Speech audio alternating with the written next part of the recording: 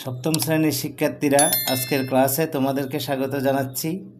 আজকে আমি তোমাদের পাঠ্য বই থেকে অনুশীলনী 7.1-এর একটি এক চলক বিশিষ্ট সরল সমীকরণের সমস্যা নিয়ে হাজির হয়েছি। আজকে আমরা এটির সমাধান করব।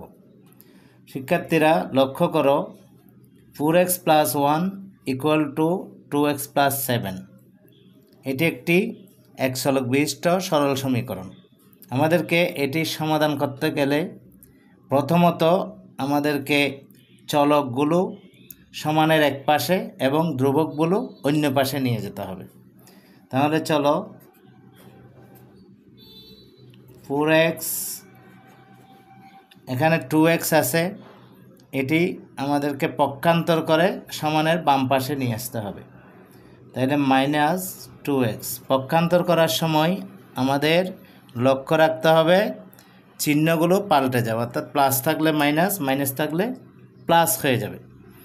আর এক্ষেত্রে খেয়াল করো, 7, 1 যেহেতু আমরা সমানের ডান পাশে নিয়ে যাব পক্ষান্তর করে, সেহেতু চিহ্ন কী হবে, পাল্টে যাবে, -1।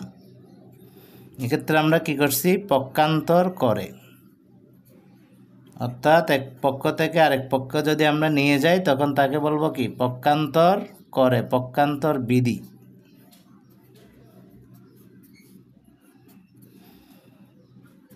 এবার দেখো, 4x - 2x তাহলে কত হবে, আর 2x থাকবে = 7 থেকে 1 মাইনাস করলে 6 হয়।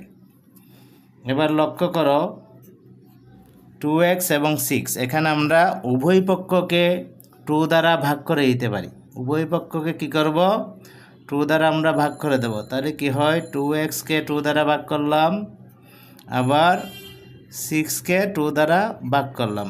এটাকে বলে গুণের বন্টন বিধি। এটাকে কি বলে, গুণের বন্টন বিধি। গুণের বন্টন বিধি, গুণের বন্টন বিধি। অর্থাৎ উভয় পক্ষে যখন আমরা একই সংখ্যা দিয়ে ভাগ করব তখন এটাকে বলে গুণের বন্টন বিধি। তাহলে কিটাকে, এখানে 2 এবং 2 কাটাকাটি গেলে x থাকে = এখানে থাকবে কত, 3। তাহলে আমাদের সমাধান চলে আসছে, অর্থাৎ চলকের যে মানটি আসবে সেটি হচ্ছে এই সমীকরণের মূল। সুতরাং সমাধান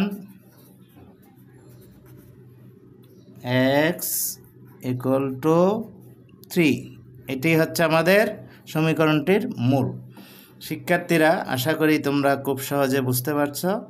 আমরা আগামীতে আবার মজার ভিডিও নিয়ে তোমাদের সামনে হাজির হব। ধন্যবাদ।